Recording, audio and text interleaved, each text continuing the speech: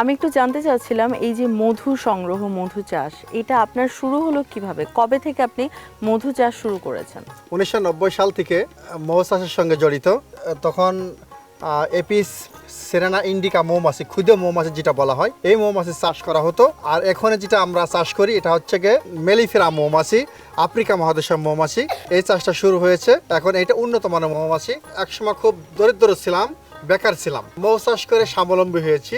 এবং মৌ চাষ আনন্দদায়ক চাষ এবং লাভজনক চাষ। আমি 5,000-এর উপরে মৌ প্রশিক্ষণ দিয়েছি, বেকার যুবকদেরকে প্রশিক্ষণ দিয়েছি, তারা স্বাবলম্বী হয়েছে। অল্প পুঁজিতে মৌ চাষ করা যায়, খুব দ্রুত স্বাবলম্বী হওয়া যায়। অসংখ্য বেকার যুবক তারা স্বাবলম্বী হচ্ছে মৌ চাষে। আমরা যেরকম আমাদের বেকারত্ব দূর হচ্ছে, ঠিক মৌমাছি ফুলে বসার কারণে পরাগায়ন ঘটাচ্ছে, পরাগায়ন 30% ফলন বৃদ্ধি পাচ্ছে। এই বৃদ্ধি পাওয়ার কারণে কৃষকরাও এতে মহা খুশি যে ফলন বৃদ্ধি পাচ্ছে। আমাকে একটু বলবেন যে হচ্ছে এই মধুটা চাষ করার ধারণাটা আপনার মাথায় কিভাবে আসলো, আর সরিষা ফুলের মধুটা চাষ করাটা মানে একজন মৌমালির জন্য কতটা কষ্টকর সেটা একটু বলবেন।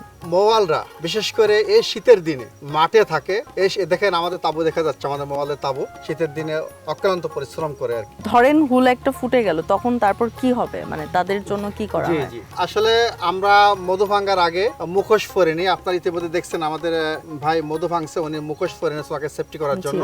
যে মৌমাছির হুল সাময়িক ব্যথা পাইলেও মৌমাছির বিষ কলে অনেক রোগের প্রতিষেধক, ক্যান্সারের জীবাণু পর্যন্ত ধ্বংস করে। এজন্য 2-4টা কামড় খাওয়া আমাদের অভ্যাসে পরিণত হয়ে গেছে। আমি একটু জানতে চাচ্ছিলাম, যেহেতু এটা সরিষা ফুলের মধু চাষ করছেন, তো এটা একটা বিশেষ সময় চাষ করছেন, শীতের সময়, তো এইটার সময়কালটা কবে থেকে শুরু হয় এবং কবে শেষ? এটাকে কি আমি সিজনাল বলতে পারি? আমরা আমাদের ব্যবসাটা মূলত সিজনাল ব্যবসা। নভেম্বর থেকে শুরু হয়, নভেম্বর ডিসেম্বর আমাদের সরিষা ফুলের মধু আমরা কালেকশন করি।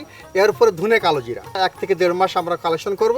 এরপরে আমরা লিচু ফুলের মধু মার্চে যে আমরা লিচু ফুলের মধু কালেকশন করব পুরো মার্চ মাসটা। এরপরে আমরা মার্চের পর আমরা সুন্দরবনে খলিশা ফুলের মধু হারভেস্ট করার উদ্দেশ্যে আমরা ওখানে অবস্থান করব। আমরা প্রায় ওখানে মে মাস পর্যন্ত থাকবো। অর্থাৎ আমাদের খামারটা মূলত বিরামমান মৌ খামার। আমার একটা জানার বিষয় হচ্ছে যে এই সরিষা ফুলের মধু থেকে কোনটা আসল কোনটা নকল, এটা আমরা কিভাবে বুঝবো? আরেকটা বিষয় আমি একটু জানতে চাচ্ছি যে এই যে মধু যে সংগ্রহ করে মৌমাছি, এটা আসলে কত দূর কিভাবে গিয়ে মধুটা সংগ্রহ করে, এটা যদি একটু বলতেন। আপনার দুটো প্রশ্ন, একটা আছে আসল নকল আপনি জানতে চেয়েছেন। আসলে আসল সম্পর্কে জানতে হলে ল্যাব টেস্ট করতে হবে। আর মধু সম্পর্কে অনেক নেগেটিভ ধারণা আছে, যে অনেকেই বলে মধুতে চুন আর মধু মিশেলে ওটা যদি আঠালো হয়ে যায় তাহলে ওটা হয়তো ভেজাল মধু। আবার কাগজে যদি আগুন ধরে যায় তাহলে ওটা ভেজাল মধু। কুকুরে যদি মধু খায় তাহলে ওটা ভেজাল মধু। পিঁপড়ে যদি মধু খায় ওটা ভেজাল মধু। মধু যদি জমে যায় ওটা ভেজাল মধু। এটা সম্পূর্ণ সব ভিত্তিহীন কথা, এটা সমাজে একটা রূপকথা।